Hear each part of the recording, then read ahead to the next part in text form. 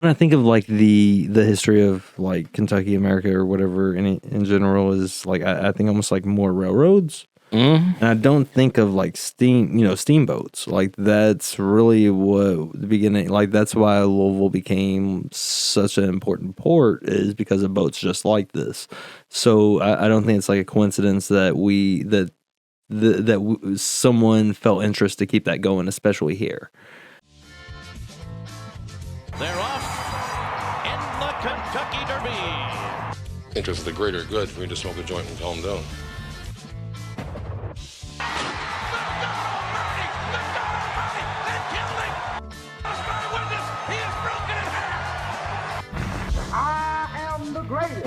He'll fall an eight to prove that I'm great. And if he keeps talking jive, I'm going to cut it to 5.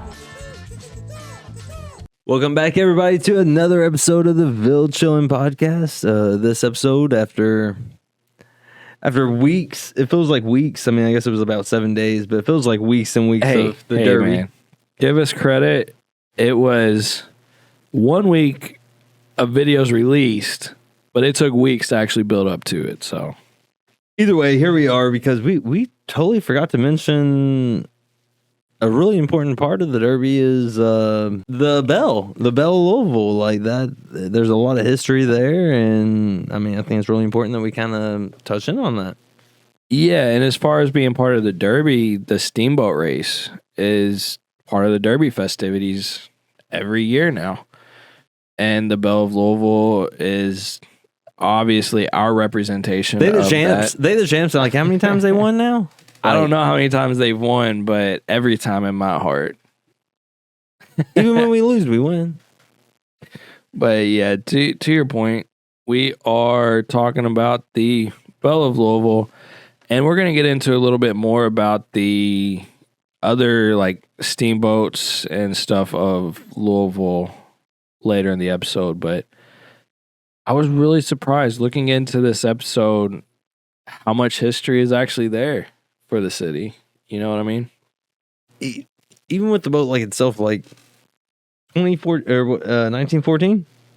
1914, that's when the boat was built. Yeah. So like the Titanic sank and then they were like, no, we're good. We're gonna build this boat and it's gonna keep on going, and it has like over 100 years. It really has. It's the boat itself has been cruising along since 1914. So the website for the Belle of Louisville has some information, so we're going to go through some of that. We're also going to go through some of the Wikipedia information and some of the various articles that we found for it. But yeah, the original boat was built in 1914, and it's actually now declared a National Historic Landmark, which is pretty crazy. And in 1914, it was launched at Pittsburgh, Pennsylvania, and served as a ferry between Memphis, Tennessee, and West Memphis, Arkansas, and also moved freight throughout the day. It was called the Idlewild back then, not the Belle of Louisville. It was the Idlewild. So it started out just like moving. It was just like putting in work. It was just a working class boat at the time. Yeah, and then it spent a season in Louisville running trips to Rose Island and Fontaine Ferry amusement parks in 1931. And soon after, I think it got involved in World War. Where is it at on here? So it went through like its artsy period there for a while. Yeah, and then it was like, I got to go to war. And then World War II, yeah. So during the time in World War II, she was outfitted with special equipment to push oil barges along the river and also served as a floating USO nightclub, which USO is United Service Organizations. It's a nonprofit corporation to provide entertainment to troops. And it served as a nightclub for troops stationed at military bases along the Mississippi River. Pretty damn cool in my mind. But even before that, in 1934, the Belle returned to Louisville, stayed through World War II, and in 1940 is when a lot of the USO stuff, there was big band, events going on. and just help the war effort, help with the morale of the people, which is pretty cool. Like, I mean, it's one of those things that living in the city, the Belle of Louisville's obviously always been a huge attraction. I've been on the Belle of Louisville once when I was like 18, so a long time ago, but I almost fell in the river next to the Belle because I just wasn't paying attention to how close I got, but you know, it happens, I guess. There's a risk of falling in water anytime you're near a boat, so. But it was a good time. You made it though, dude. I mean, that's the main thing. Like you I made it on and off the boat. Right. Yeah. I stayed dry the whole time too.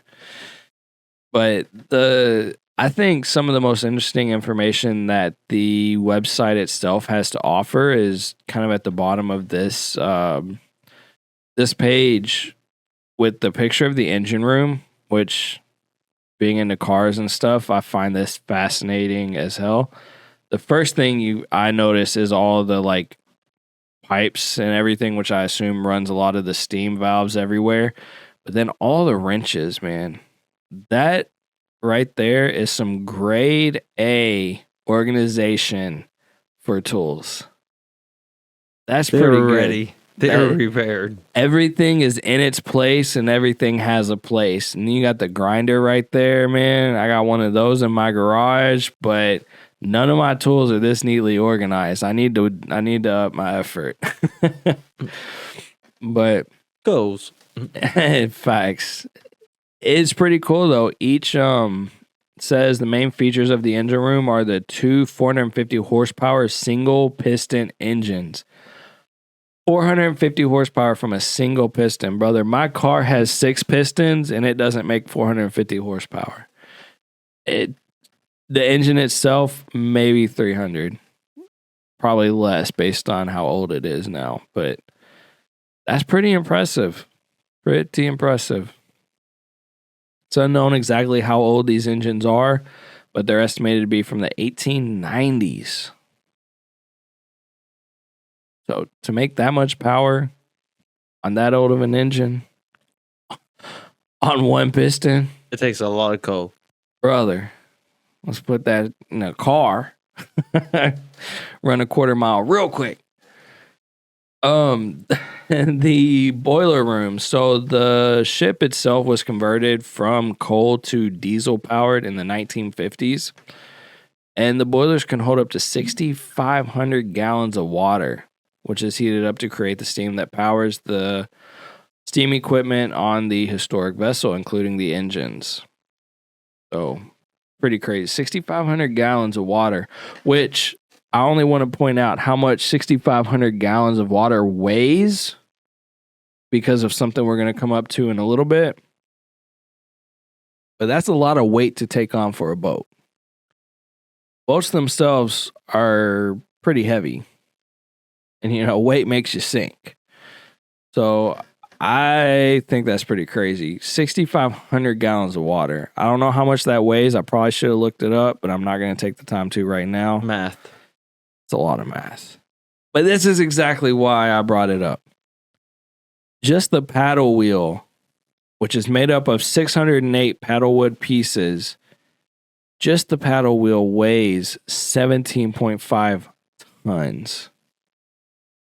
tons. Tons. That's like 35,000 pounds if my math is mathing. You mathing, dude. Like, it says that it's replaced every 20 years. Yeah.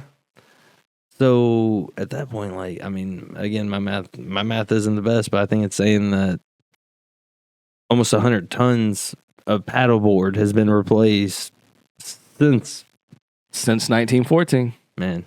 Yeah. And since Louisville has taken over ownership of the boat, when they replaced the paddle boards, the crew actually reuses them to create unique souvenirs like wall decor and clocks and things like that, which they offer in their gift shop. Pretty damn cool. Nifty. A great way to make sure that it's not just, you know, wasted material that just gets, you know, left to deteriorate into nature. And it gives people some pretty damn cool souvenirs. Of course, they got the ballroom deck, which does all kinds of stuff. You know, anything a normal ballroom would do. And there's a bar, there's concessions, dancing, dining, all that stuff. It's pretty. I don't. It looks like the Titanic, but it's still floating. Like, don't it? Like, that's the only difference right now. Like, Man, that's kind of messed up, dude. No, it's very fancy. It looks very fancy. It looks really nice for what you expect to get on a ship, and especially out of a paddle boat. You know, not a major cruise ship. Charco. Pretty cool. And Forever. we don't have icebergs on the Ohio River, so Nope. You just hitting another boat. even the pilot house looks pretty awesome. I am very surprised by how much the wheel, or how big the wheel is. It almost makes me wonder if that's like just for looks, or is that real? Like I want to know more about this boat. And maybe that's just the mechanical mind in me, again, cars, computers, etc. But I want to know more about how it all works, man. Yeah.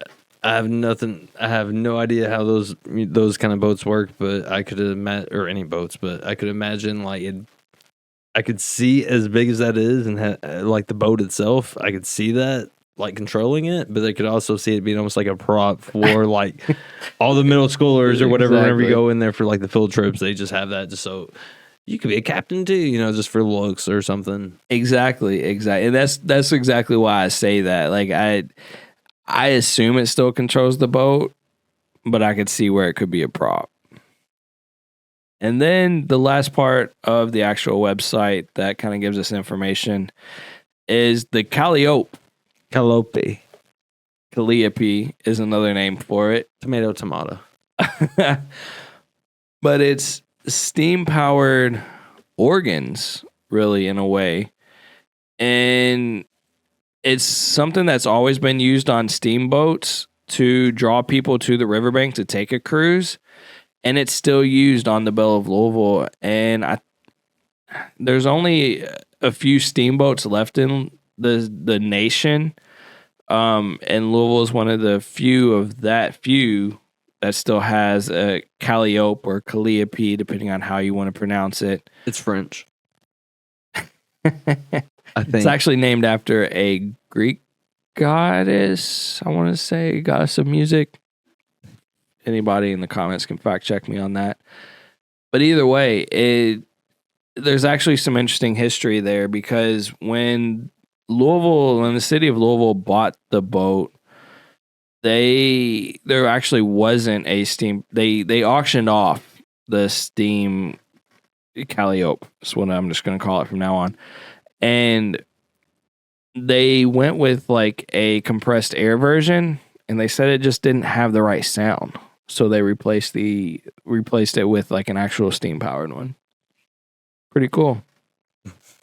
Doing our part to preserve the history of it.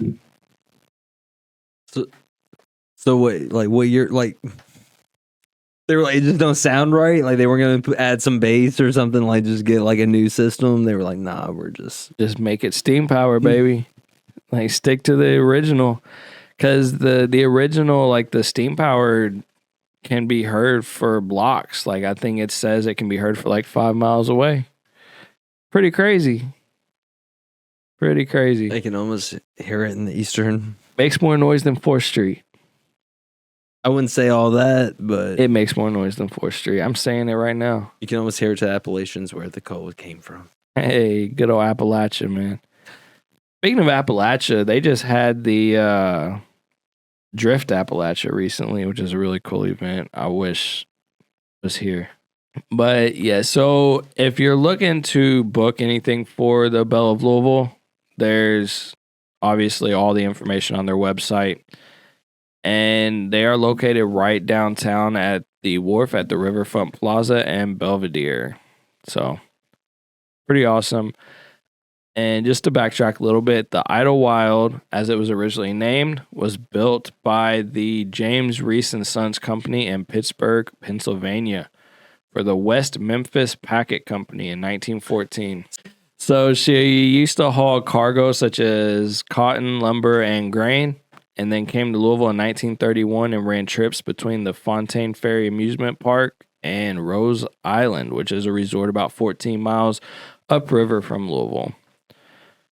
From 1934 through World War I, Ida Wild operated a regular excursion schedule. During this time, she was outfitted with special equipment to push oil barges along the river, which we mentioned before, and also operated as a nightclub for troops.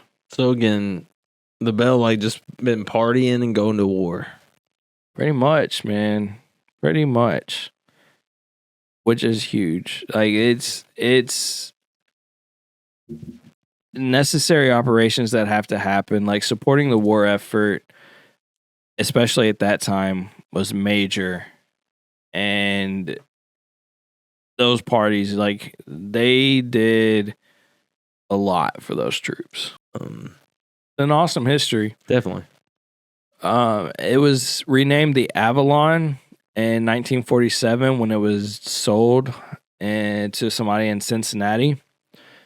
And over the next few years, it visited ports all along the Mississippi, from Missouri to St. Croix to Kanawha to Cumberland, Omaha, Stillwater, like all over the country, really. You know, as west as Minnesota, east as West Virginia, So down to Nashville. So like the Avalon phase was kind of like the discovery of the Belle. Like she didn't know who she was yet, and she was trying to figure out who she was. And here we are. Like, yeah, she got around. And then in 1962, the Belle was actually sent for auction. And a Jefferson County judge, Marlowe Cook, purchased the Steamboat for $34,000 in hope of reconnecting the city's people to the waterfront. The waterfront before it was Waterfront Park, for real. It was just mud at that time, right? Like really, like there wasn't a lot of development. It was It wasn't the official Waterfront Park as we know it, but it was still the waterfront of Louisville. So, and just to speak a little bit about that, you know, Marlowe Cook, people. He actually not only served as a judge, but he ended up serving as in the United States Senate from 1968 until 1974, which is pretty huge. He's actually from New York and made his way here. He served in the Navy during the Pacific Theater operations during World War II, and enrolled in the University of Louisville and earned a Bachelor's of Arts degree in 1948 and a law degree in 1950. So, pretty damn cool. Yeah, it would have definitely sank if he didn't. But and actually, most people probably told him not to do it because I think it wasn't in like the best condition at the time. And he was like, "No, I'm gonna put a little bit of investment in it," and it turned out to be just you're right. Definitely a. I guarantee it would have sank. Yeah. Oh yeah. Because it says R.I.P. Titanic. Nope, not today. Prior to the auction, the hull had been condemned as unfit by the U.S. Coast Guard. Concrete patches had added much weight to the off-damaged skull, as had off-damaged hull. As had generations of accumulated modifications to the decks and fittings within her superstructure, and they were stripped and repaired in the dry dock or removed by volunteers. How much it meant to the city, man. It was by volunteers. What was left was clean, surface prepared, and supplied with new finished carpentry and painted in a style consistent with the boat's early 20th century origins. And the captain at the time, Captain Clark Doc Hawley, had worked aboard the boat during her Avalon days. He had salvaged the brass nameplates from the ends of the two massive cylinders in order to prevent them from being sold for scrap and return them to the boat. Also, before the auction, at his own cost, hired an assistant to drain the boat's water-filled fittings for winter so that they would not freeze and burst, which meant that the cost to actually repair and restore the boat was a lot less than if they had to rerun all of those steam lines and everything. So, a lot of work and a lot of volunteered money, in a way, volunteered work went into keeping this thing alive so that we can enjoy it today. And that's important, man. Like, people found it important enough to make it what it is today. And what it is today is one of the only and the oldest working steamboat in the country. That's wild. Like, we keep talking about how every episode there's just something new that we learn, something crazier that we learn about Louisville and its history, or it's this or it's that. And this one really surprised me. Like, we've done some shows where it's like, okay, that's crazy, but I'm not too surprised. Like, that makes sense. This one actually surprised me, man. I'm really surprised by this story of all of the people that were involved to just keep it what it is today. Yeah, definitely a common belief to keep it going. You know what I'm saying? Like, with something like that, it's very easy. When I think of like the history of like Kentucky, America, or whatever in general, is like I think almost like more railroads, and I don't think of like steamboats. Like, that's really what the beginning. Like, that's why Louisville became such an important port, is because of boats just like this.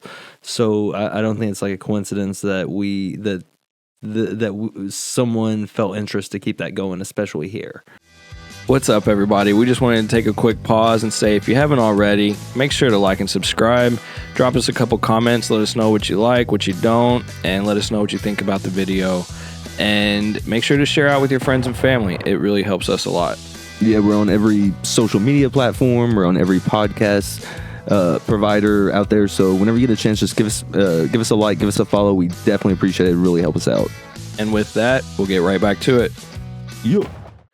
It's not surprising once you understand that history of it, right? Exactly. But connecting those dots is such a fascinating part of this whole journey we're going through. Yeah, You know, just researching it. Yeah, for it to just become go from something where it was just more of a necessity, like you needed that. That's what like kept things going. But now to keep it alive today. Yes, more for like entertainment, more for fun, and just something to enjoy. Be able to look out there and see the the river over the sunset and stuff, and have an awesome meal and stuff. So it's really cool for it to go from that, where it's just transferring. Probably a lot of bourbon, let's be honest. There's probably a lot of bourbon. Like during the Prohibition. No, we're not going to put that history on it. Allegedly. But yeah, I mean, it really is amazing. And it's amazing how much was preserved after that auction when it was bought by Marlowe Cook. Because there was a lot of stuff that did get sold. The engine and drivetrain were left, but everything else was pretty much stripped and sold in separate lots at the auction, including the original Calliope. And that's why they had to replace it. And they replaced it with compressed air, but then eventually replaced it with an actual steam-driven one. But it's still crazy, man. And the volunteer nature that has kept it alive has been huge. I mean, volunteers donated materials which could be adapted, such as brass steam-powered bilge clearing pumps. They were taken from sunken steamboats, and just various degrees of donations and things that were given to make sure that the boat could come back to life. So the compressed air driven Calliope, which replaced the missing original, again proved unsatisfying according to the Wikipedia article, but was ultimately replaced with the true steam Calliope. They tried. Which the boat uses today, audible for many blocks in the surrounding downtown Louisville area when the boat is readying to depart. So if you're ever downtown and you hear a little organ playing, you know where it's coming from. Could also be coming from a local church down there. You never know. Go Jesus, Go-Ville, The new one was built by Moorcraft Manufacturing of Peru, Indiana, and installed in 1988. It's a reproduction of the nickel instrument that the boat carried when named the Avalon. So they still tried to reproduce it in the most historic way possible and just keeping the history alive, which is really awesome. We'll transition a little bit to the Kentucky Derby, Kentucky Derby aspect. It competes in the steamboat race with the Delta Queen. every year. I think the Delta Queen is the other oldest steamboat still on the river. Did you say the oldest? The other oldest. I don't know. Not the oldest. We're the oldest, but I think they're like the second oldest. I don't know for sure. We're not here to talk about the Delta Queen. But either way, it is a crazy tradition today. Thousands of spectators line both sides of the river to watch the race. And when it was originally proposed to the Kentucky Derby officials to make it part of the festivities, they were reluctant because apparently there's an old phrase in horse race betting where a boat race refers to a horse race with an outcome influenced by dishonest means. So, you can understand their reluctance. Those boats taking steroids, aren't they? Hey, yeah, I mean, the horses are taking steroids. The boats might as well be taking steroids, According to Louisville folklore, the race may be rigged, but insiders insist that cheating is impossible because the race has no rules. No rules. Just got to get from point A to point B as fast as possible. Wait, the only prizes of the race are bragging rights and a pair of gilded deer antlers, which are mounted above the forecastle of the winning boat. Today, the Belle of Louisville is recognized as the oldest river steamboat in operation, placed on the National Register of Historic Places in 1972, and designated a National Historic Landmark in 1989. And the annual Forecastle Festival is one of many examples of how Belle of Louisville has impacted several events throughout the city of Louisville. Tons of specific events are held on the Belle of Louisville for the Forecastle Festival. I think, does the Belle of Louisville, I don't want to say it specifically, but I seem to remember that they host specific VIP packages for Thunder over Louisville and probably other events, yeah, definitely. on top of when it's seasonally appropriate. It's like all that of the song other "I'm on a events. boat," like that's I'm that's on what a people boat. like. I'm not going to say the other boat song. In 1997, the Belle of Louisville was partially sunk as a former crew member of the boat was later convicted of sabotage. Oh, man. See, you're talking about sabotage. It doesn't say it was during the race, but I bet it was during the race. Dude, it's like 1912 all over again. Iceberg. In 2007, Mark Doty was named as Belle of Louisville's captain, and that made his official title Master of Fleet or Port Captain. Man, these boat titles, it's wild. Dude, it kind of reminds me of the horse. Like a boat name is very similar to a horse name. You know what I'm saying? It gets very creative. Like they very much are. I can definitely see the relation. And the master of the fleet or the port captain is just the jockey. Same thing. Tomato. It all relates. In 2009, the Belle of Louisville collided with the dock near 6 Mile Island on the river and had to have some repairs back then. And then in 2014, the Belle of Louisville turned 100 years old, and there was a huge 5-day riverboat festival named the Belle's Big Birthday Bash. And I think there was several things incorporated, including cruises, fireworks, concerts, hot air balloon glows, yada yada, chow wagons probably, who knows. But there were many other steam riverboats in attendance, which was pretty cool. Spirit of Jefferson, Anson Northrop, Belle of Cincinnati, the Colonel, General Jackson, River Queen, Spirit of Peoria, and Celebration Belle. It's like all these boats are having like a birthday party for our boat. That's exactly what it was, man. It was said to be the largest riverboat gathering that Louisville has seen in over 100 years. I think that's huge, brother. And the Belle of Louisville in fiction. I find this section particularly interesting. It's the smallest section of the whole Wikipedia. But the Belle of Louisville appears as a character. Yes, a character. Not a boat. Not an object. Like sentient? Like it's alive? A character in Rudy Rucker's 1988 novel Wetware. Rudy? Because it's powered by artificial intelligence. And the book itself takes place on the moon and in Louisville in the year 2031. We're only 7 years away Well, and he made it in 1988. So the fact that he knew that it's still like the Belle of Louisville is still going to exist up to this date. I mean, Huge. and AI is really hitting right now. I mean, 2031, I think we might be talking. I don't think the boat's going to go to the moon, but we might be able to talk to the Belle. I can agree with that. It went to war. It did go to war, but going to war is a little different than going to the moon. It'll go to the moon. You have dude. to like break through the atmosphere and travel through space. You gotta have belief, dude. Anyways, Rudy Rucker, what a guy, man. Because when we look him up, American mathematician, computer scientist, science fiction author, and one of the founders of the cyberpunk literary movement. Dude, he sounds like a badass. Like for real. Like he's covering all the bases right there. Like Born and raised in Louisville, Kentucky. Something yeah. we never would have known if we hadn't read the Belle of Louisville article.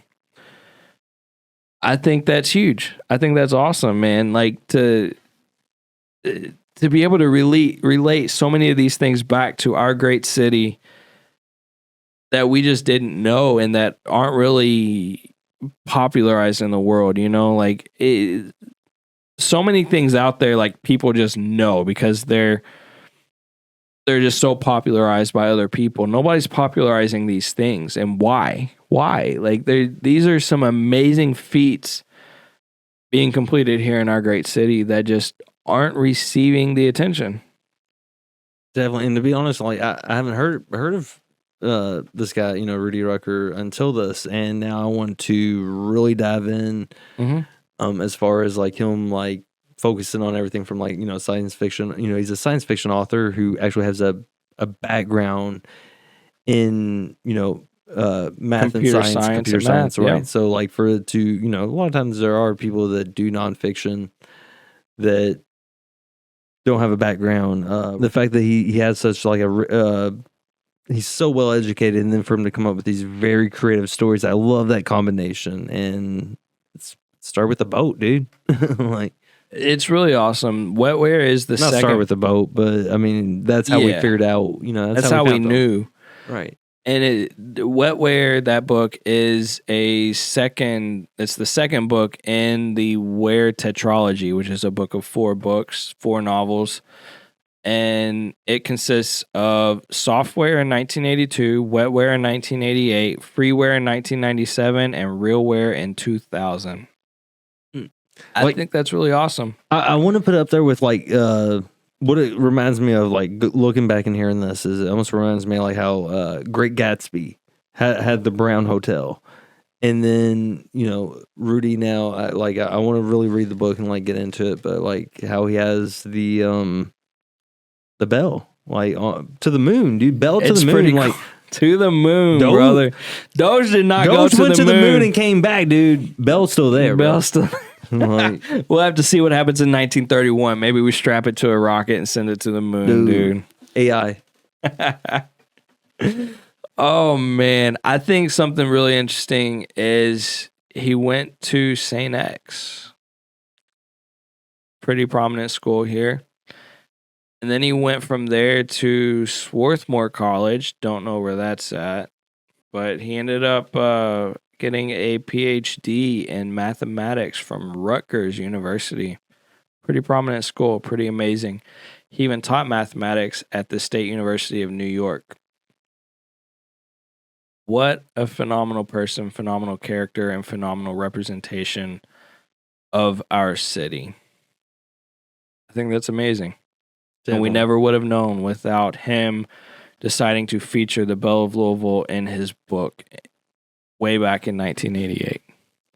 And I'd love to reach out to him and just like kind of, you know, get his background, but especially like kind of see what was the inspiration. Like, did he when he was a kid, did he go on the Belle? Like you Well, said, like when did you say like you went to the Belle when you was 18? I was 17 or 18, yeah. So I mean that was a badass experience. So like I wonder if there had to be something that made him feature the Belle. right, yeah, in such a way, like Especially in 1988, because I mean, he finished school in 1973. So it was 15 years after he received his PhD that he chose to feature the Belle of Louisville in his book.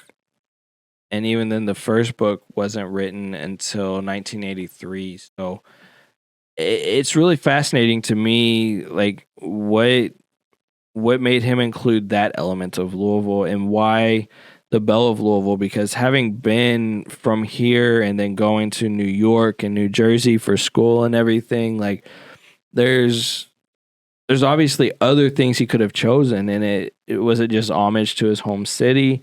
Was there some profound experience like you're kind of referencing that made him feel like, no, the Belle of Louisville is the choice? Like, what happened, man? I want to know. I want to read the book, and then I want to know. We gotta try to make that happen. Rudy Rucker. Keep doing what you're doing, Rudy. Shout out to you, man. You're my boy. All right. Moving on a little bit from the Belle of Louisville, but still on the topic of steamboats. The Mary M. Miller. Man, the Belle's sister vessel. Proud Mary. Proud Mary.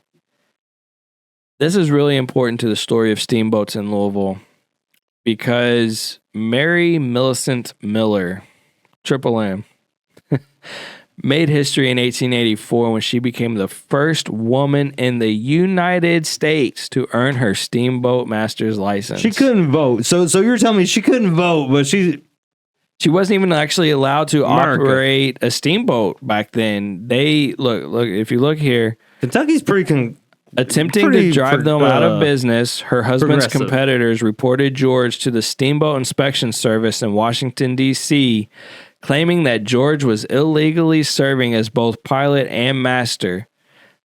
At this, George stated that he was serving as pilot while Mary was serving as captain, intending to apply for her license. This was something no other woman in the United States had done in the nearly 100 years that steamboats had been operating in the United States. Caused quite a controversy, but the U.S. Treasury Department intervened and declared that anyone able to pass the tests and prove their ability should be able to achieve licensing regardless of their gender. In November 1883, Mary M. Miller applied for her license, underwent rigorous testing, and passed with flying colors. Mary was a badass. On February 16th, 1884, she took her oath and received her scroll just 2 days later, officially becoming the first female licensed steamboat captain. right here. Right here in the Ville. Right here in the Ville. At the bottom of these Appalachian hills. Hell yeah. Like that's really cool. Like it's awesome, man. And there's a whole Wikipedia article on her too. I don't think we want to necessarily go into all of her story for this specific episode. Maybe later down the road. Wait, say she was from Portland? Portland, Kentucky. Now known as Portland, Louisville, Kentucky. Because back then it wasn't, all one area. But yes, right here from Louisville. Right here from Louisville. Hey. Another fascinating aspect. Another one. Another Play fascinating the aspect to the thing, Mayor the thing, Andrew Broaddus. Another one. Another fascinating aspect for the riverboats, steamboats here in Louisville. Mayor Andrew Broaddus. So this boat is kind of currently known as the ticketing office for the Belle of Louisville. However, So wait, they got a boat for the boat? they got a boat for the boat. They got a boat for probably both boats. But Why haven't we got what is it called? A ferry? a ferry to what? You want to go to Indiana? No, but other people want to come here.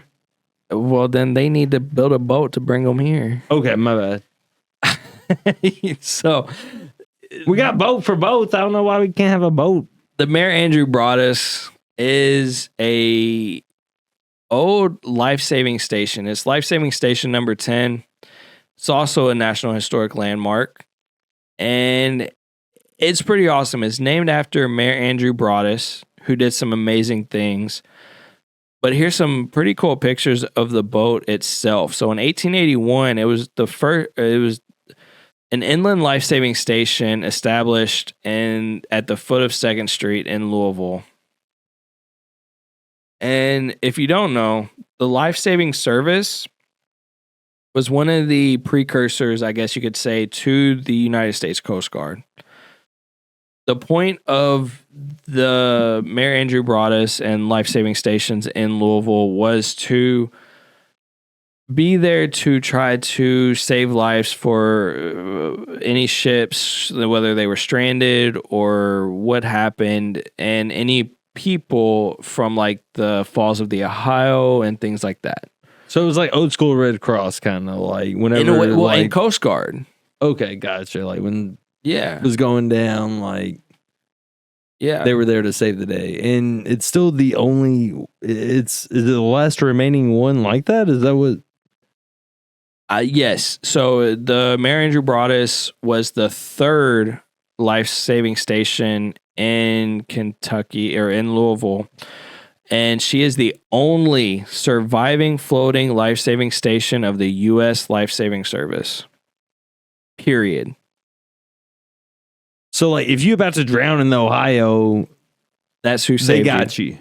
That's who's gonna. Okay, that's pretty cool. That's who saved you. And it's still used today, or it was used for a long time as headquarters for Coast Guard operations, Army Corps of Engineers operations, things like that. Pretty damn awesome, honestly. And named after a pretty awesome guy, Andrew Broaddus. He was elected to the Board of Aldermen in 1933 as a Democrat. From Dennyville, bruh. And mayor in 1953.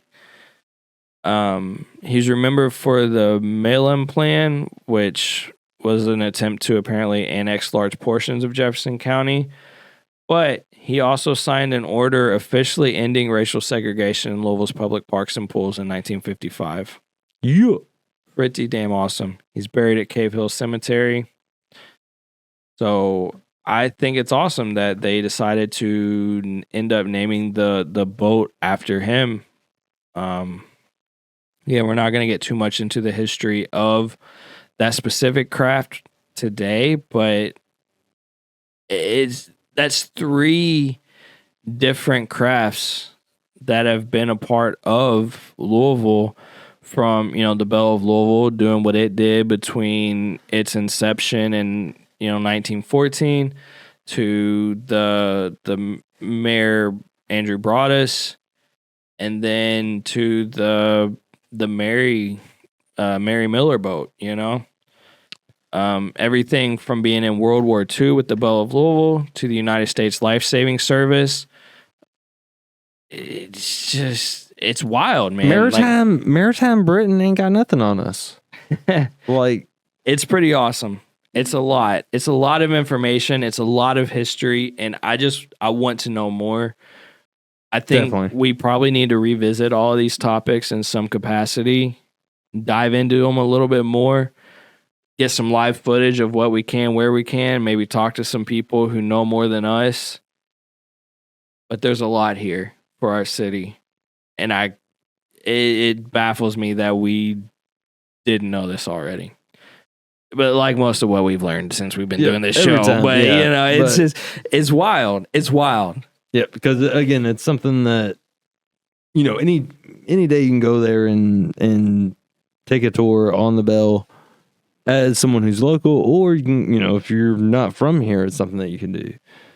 And I think whether or not you're local, and actually, or whatever, like something you could for just $100 a season, you can get season tickets to the Belle of Louisville. That's pretty amazing to me. For that price, like, you have a bad day, just go on the Belle. Just go take a trip to the Belle, man. It's awesome. And the history is really awesome when you actually look into it and how it came about, all the volunteers involved. Shout out to you. Shout out to your families who actually took the time to make sure that it stayed a huge staple in our city and was restored to its glory. Shout out to Mayor Andrew Broaddus. Shout out to the Life-Saving Service and the Coast Guard. Shout out to Mary Miller. Badass. It brings so much history to our humble city. And I really feel like there's more we can dive into, more we can learn. I'm sure there's more history there. That's just what we could do in a currently 45-minute episode. So I guess with that, man, we've been talking long enough. I really found this one particularly interesting. I hope we can add more later. Do you have anything you want to add before we end it? No, well, just if you have an experience on the Bell, like if you post in the comment section, just let us know. Let us know for sure. Let us know See if it makes sense. Yeah, it's definitely share the experience, and we should probably try to go this year, next year, sometime soon. Dude, we gotta get a pass for real. It seems reasonable if you can go just a couple of times. I bet it pays for itself. Yep. So if I you're can't into like sneak in the trunk. So like we'll not this time. Not this time. All right. I guess with that, make sure to like, subscribe, again, comment your stories. Check us out on other social media. And with that, we will catch y'all next time. Yeah.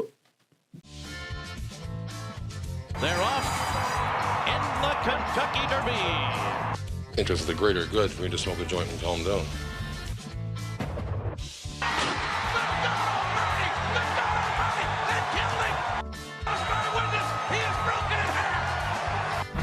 I am the greatest.